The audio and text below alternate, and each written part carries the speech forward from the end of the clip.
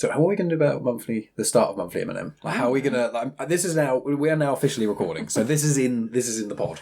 Okay. So I don't want to edit too much. But what are we going to do about the starting thing? I don't know. Are we going to introduce it? Like, here's the theme tune, and then put in the theme tune, or us going?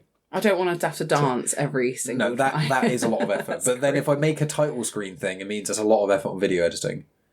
I don't know. Friends, tell us what you think. Tell us what you think.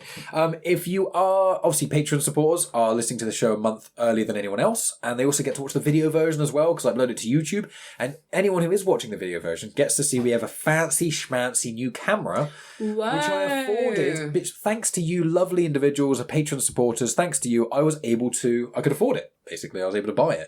And so now, instead of the rubbish default laptop camera that I've been using for the entire podcasting career, apart from that one pod we did, I think it was a Mandalorian discussion episode when we were on the road and we recorded in the car, do you remember? Oh, yeah. That's really HD because your camera's really good. But no. I forgot that we did that. Yes. But this is the show where it's obviously a Patreon early, but for 30 minutes we talk about a topic that is going to be sent in by you, the lovely listeners.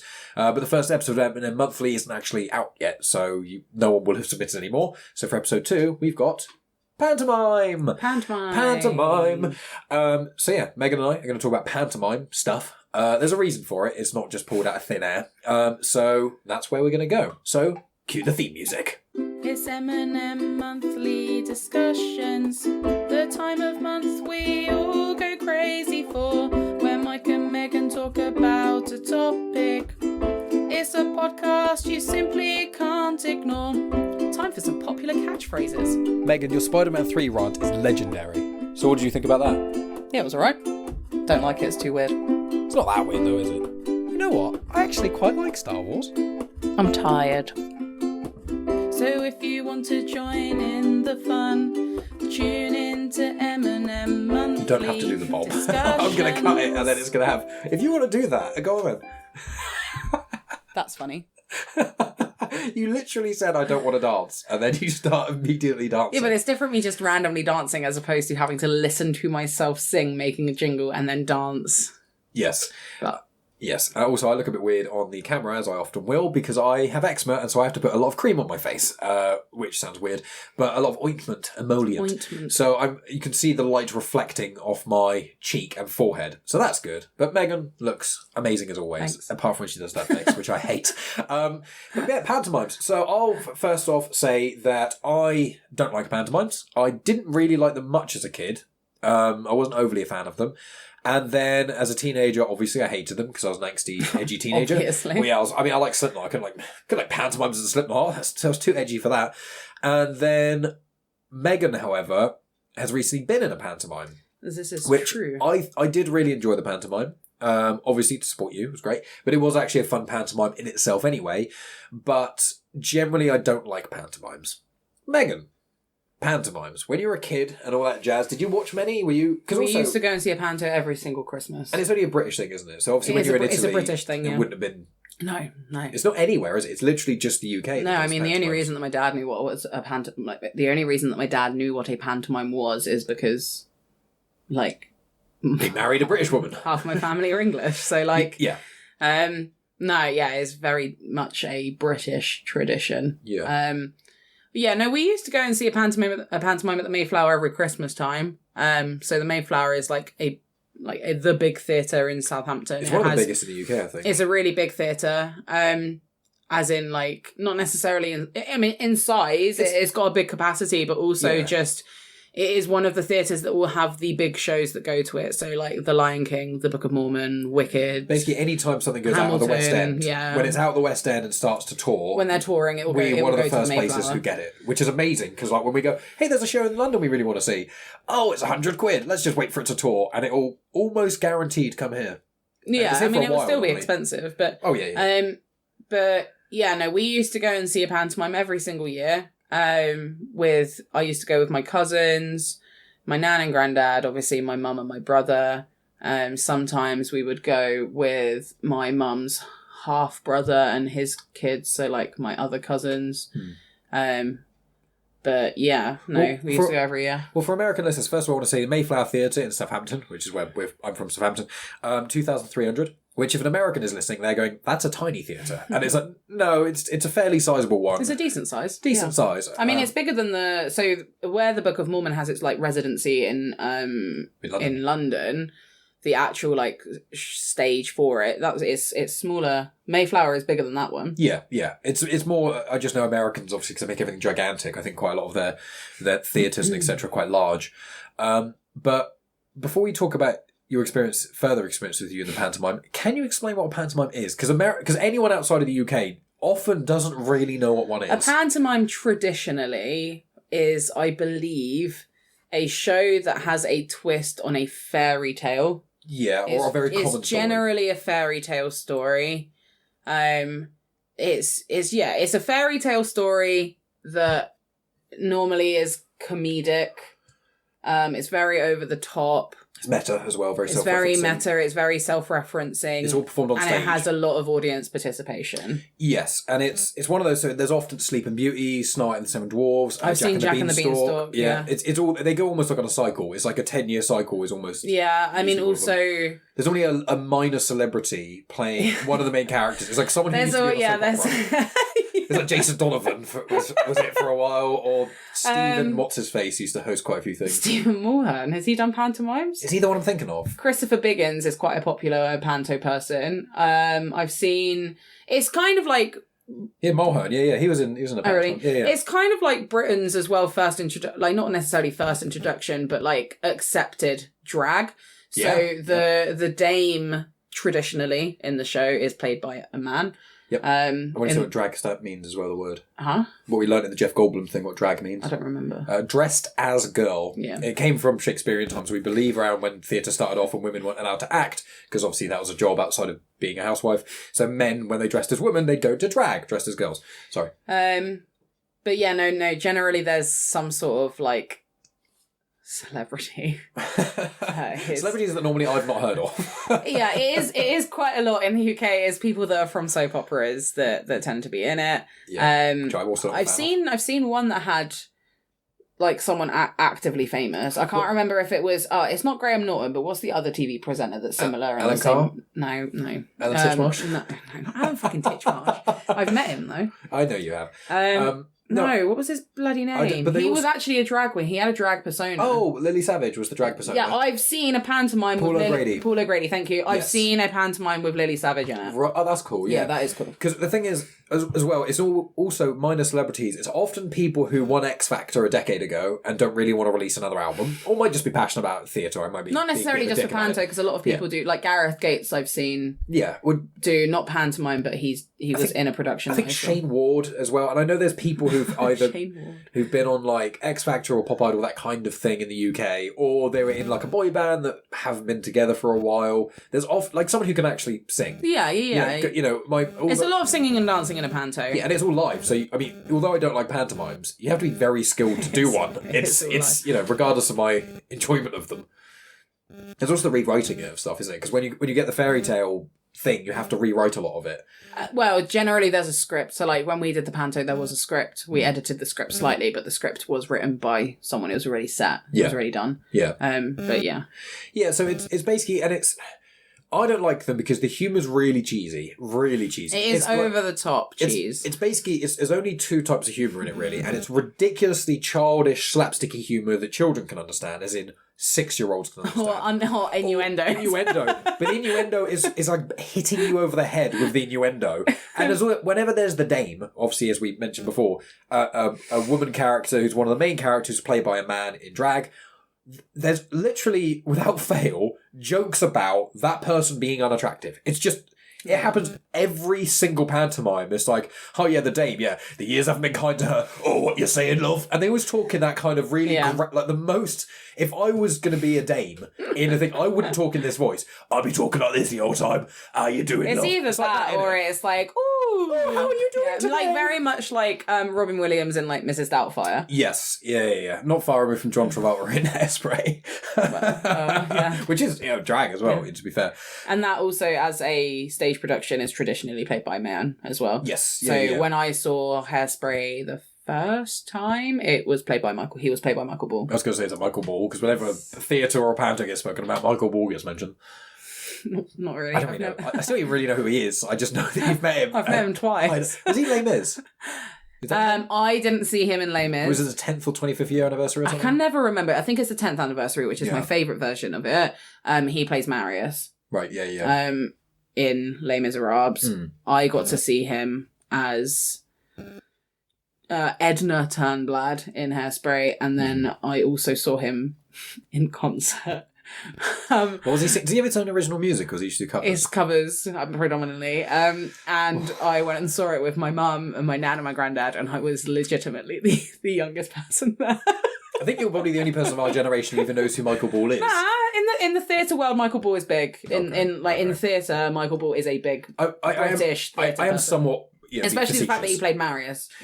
He's a very talented individual, from what I've heard. And I've seen him live again, because at Carfest, him and Alfie Bow sang together. So I've actually seen Michael Ball. Michael Ball's super fan. Didn't realise this was the Michael Ball appreciation podcast. Right, that's it. This one's not about pantomimes. It's just about Michael Ball. I'll be quiet because I don't know anything about him. He used to have a TV show. Exciting stuff. But yeah, so that's kind of what a pantomime is. It's really hard to explain, because if you get someone who loves it explained to you, it sounds like the best thing ever. And if you get someone like me to explain it to you, and you go, why would anyone ever watch it? It's kind of in the middle. I used to love pantomimes. There is a lot of audience participation. Which I hate. When I was younger, we used to go every single year, as I said, and then they would... normally, they invite kids up onto the stage. Oh, no, they don't. Oh, yes, they do. Oh, no, it's that classic... That kind of thing. Panto trope. Yeah. But I distinctly remember going up on stage after a pantomime at the Mayflower and absolutely bricking it, and then you go on stage and you can't see anything because the lights are so bright.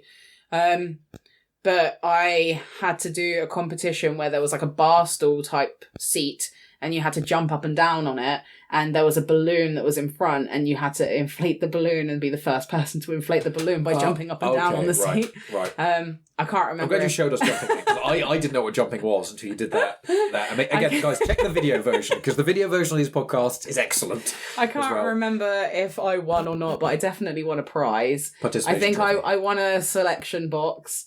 And then you have to explain that to Americans as well, because they don't know what selection boxes are. A selection box is something that you get at Christmas that has a selection of different chocolates from the same company. They're all mini versions. No, sometimes they're not mini. Oh, wait, I'm getting confused. I was thinking of the tub of roses quality. No, that's not a selection box. Oh, you're talking about... Okay, right, yeah. A selection box. I'm getting confused now. No, that's just a tub of celebrations or a tub of roses. Like, that's another thing I'm not getting into.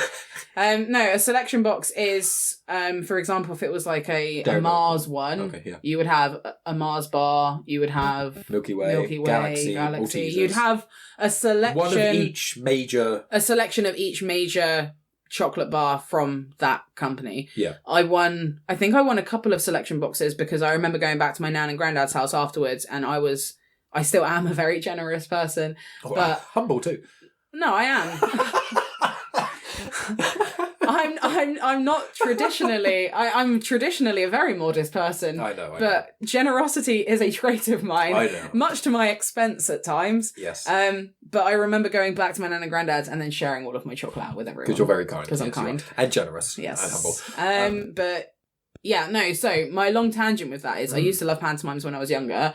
I have since gone to see a pantomime as an adult. Because you went with the school. I went on a school trip. Yeah, because Megan's a teacher, so. And I despised it. I remember her going to see it, and she was quite excited, and I was like, yeah, because was that the one that had the Chuckle Brothers in it?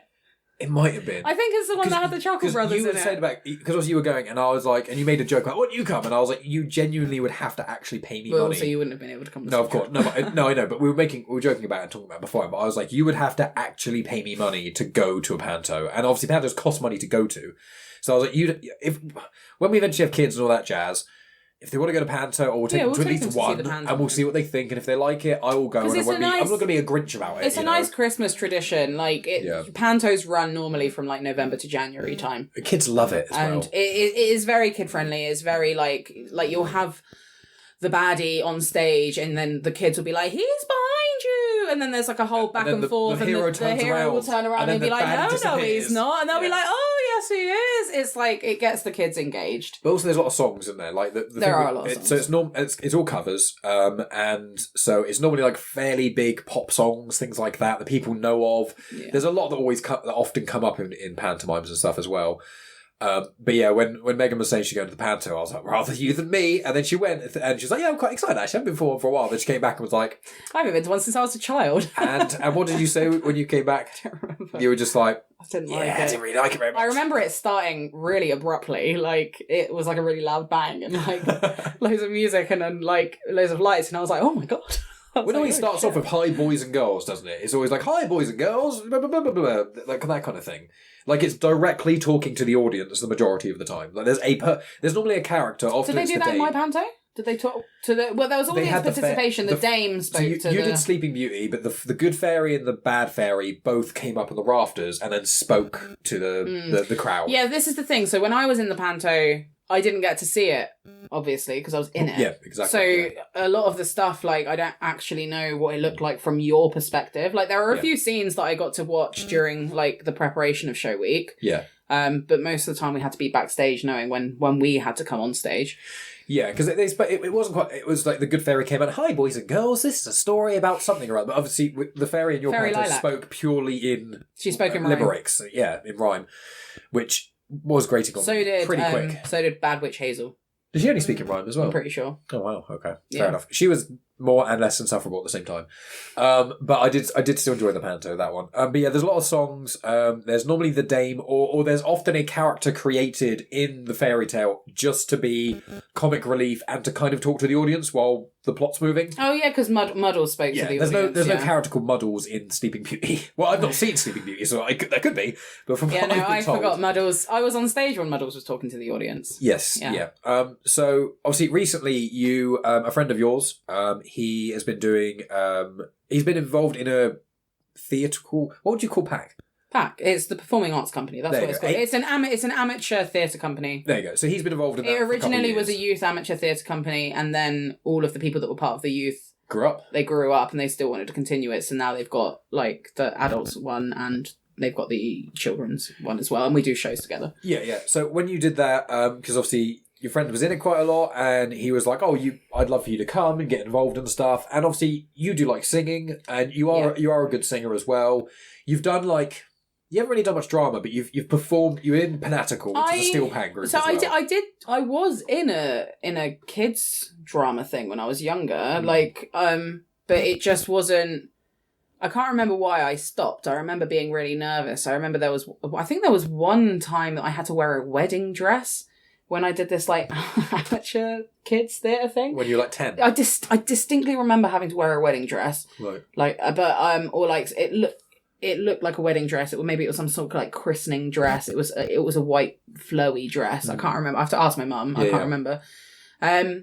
So I used to do singing at school. I used to do tap dancing and jazz dancing, believe it or not.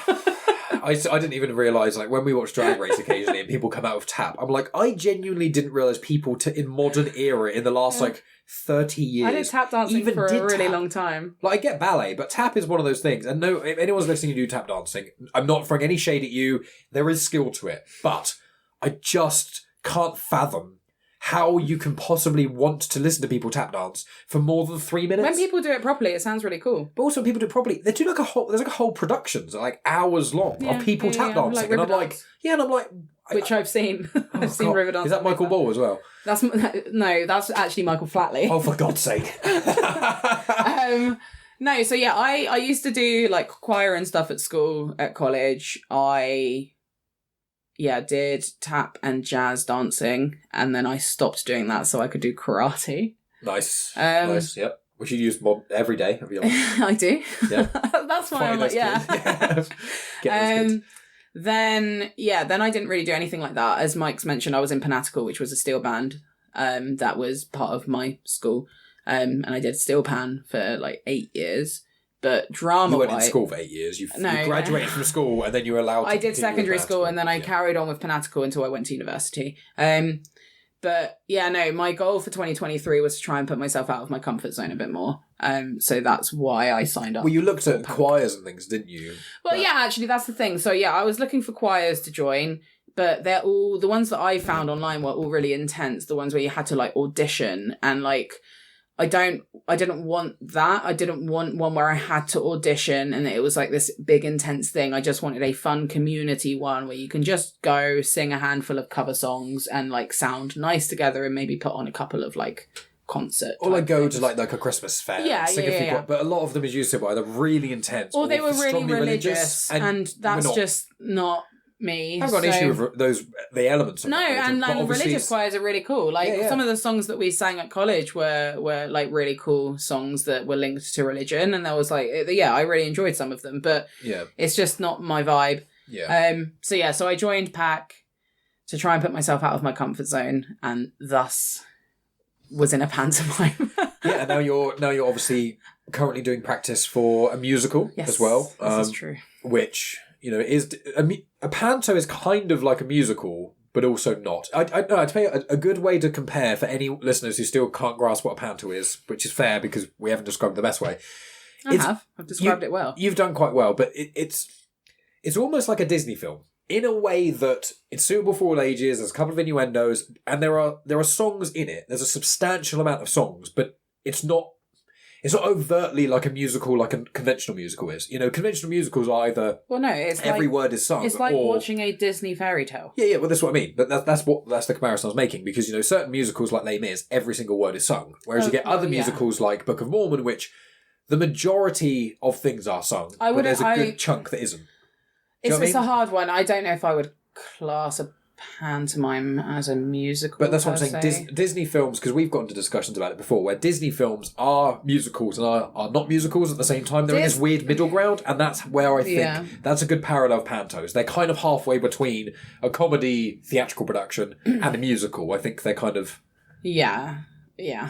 So your experience with pantomime. So obviously when you were in it, you did a smashing job. You'd never done anything like that before. You were great in the singing, but the dance moves and stuff you kind of were harder for you to do. The dance moves, there's a couple of videos that Mike took, and like when I watch myself, which is probably I'll try and remember to put a photo or two up with other people cut out. Because there's kids in it and I'd have people's permission and stuff. So I'll try and pop up on the screen right now. I mean, technically they gave permission to be used as publicity photos, but yes, I think cutting people out would probably be the best. Yeah, I'll just put up a couple of photos of you. But I can't remember what was your question. My experience about dancing and singing. I can't dance. Like dancing is very much something I struggle with.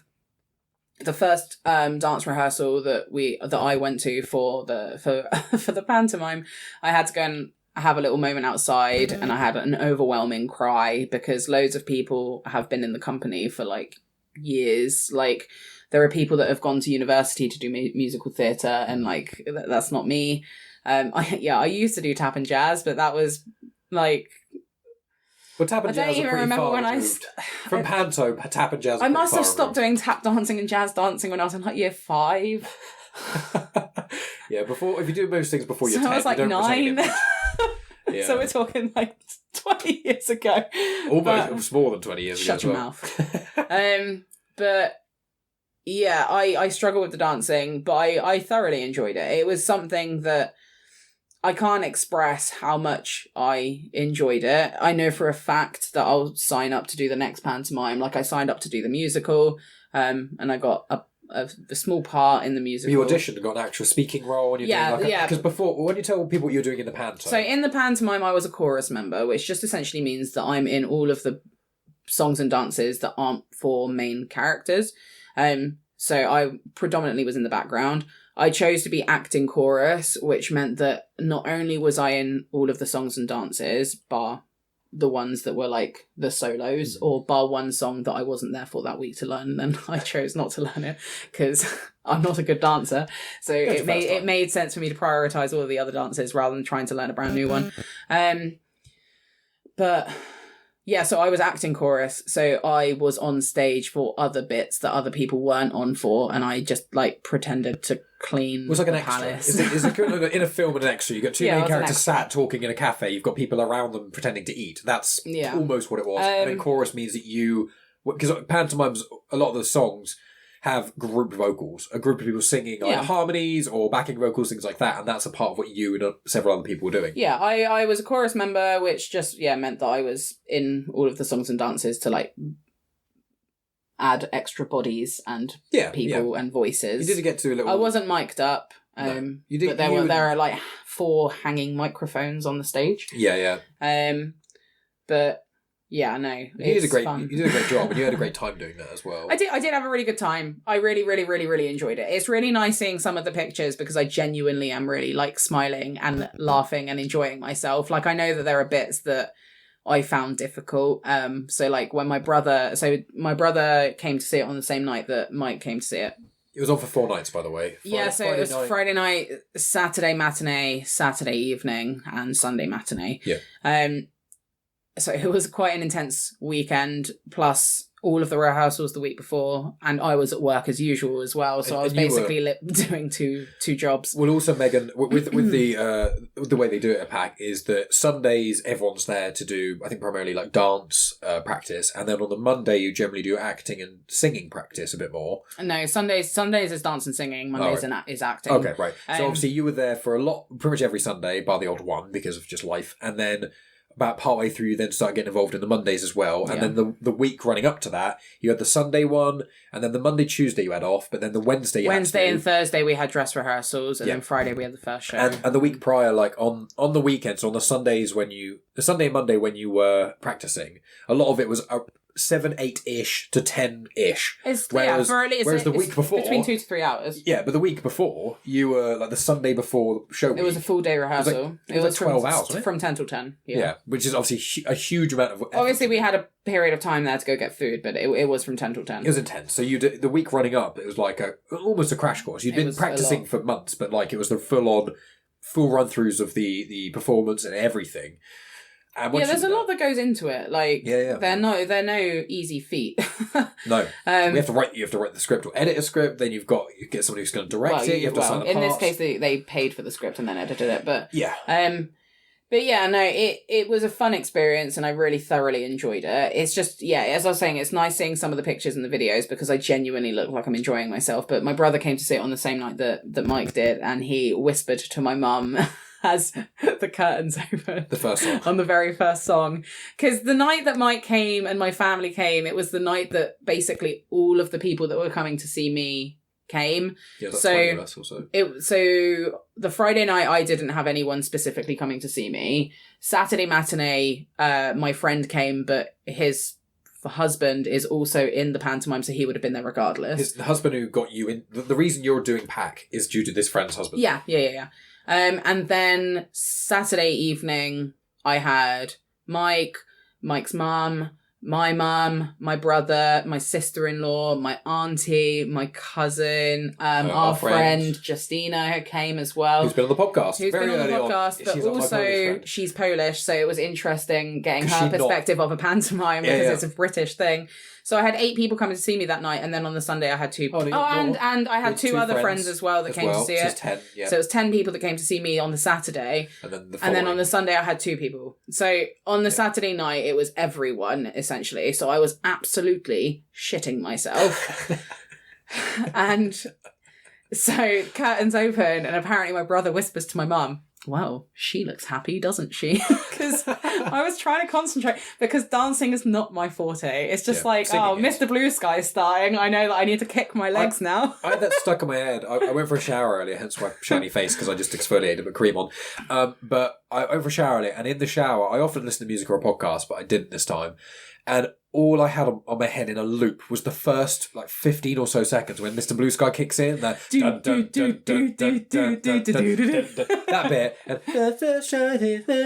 that bit, just on a loop in my head for about 15 minutes.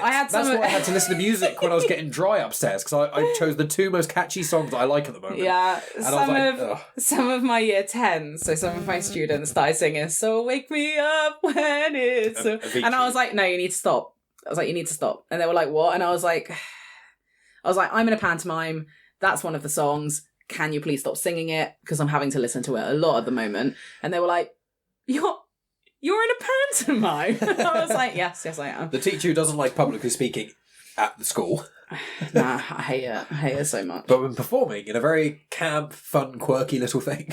I mean, it's nerve-wracking, but it's different. It's you're like, not the centre of attention. Yeah, I'm not the centre of attention. I think I'll be very much more nervous when I do the musical because I do have a bit where it's just me. Well, there's me and I'm parent number one. So there's me and a couple of other people, and we do have a song. But I personally wouldn't necessarily go to watch a pantomime unless it's by pack. If it's by pack in the south of England, but I would definitely go. Yeah, but I really enjoyed being in it, and it's really nice for me as someone who's going to be turning 30 next month to find a hobby that is not something that I would have ever thought would be something that I enjoy doing. Yeah. And it's now something that I know for a fact that is something that I want to carry on doing because I do thoroughly enjoy it. And it's nice seeing the difference between, it's just the build up of confidence. Because like in comparison to the first dance rehearsal for the musical to the first dance rehearsal for the pantomime, it's polar opposite. Like when we had the first dance rehearsal last weekend for the musical, I struggled. Like, you can see, like, they record it and then you can watch it afterwards so that you can, like, practice at home. And, like, I can see that I'm struggling with it. But it's like, I'm just laughing about it. It's funny. Like, yay, I can do it. I know that I'll be able to do it. And it's just the sense of accomplishment that you had. Like, after the first showing of the Panto, I remember I phoned Mike and I was like, I'm on my way home. I was planning on going to KFC and picking up some food because I was starving. And she didn't. And then I didn't because I phoned my mum and I was so excited and so like high on the rush of opening night. And it was just, it's a feeling that I can't express. Like, post-show blues is very much a real thing. I felt so weirdly low after the Panto, even though like I was so drained from doing it. Like once we did the last show, I was like, oh, I can breathe now, great. But then I was like, oh, actually I kind of miss it, really. Because like, and on the Saturday night, even the Sunday as well, it was the Saturday matinee was a bit naff with audience participation, but Saturday evening was just phenomenal. You guys got a standing ovation at the end as well.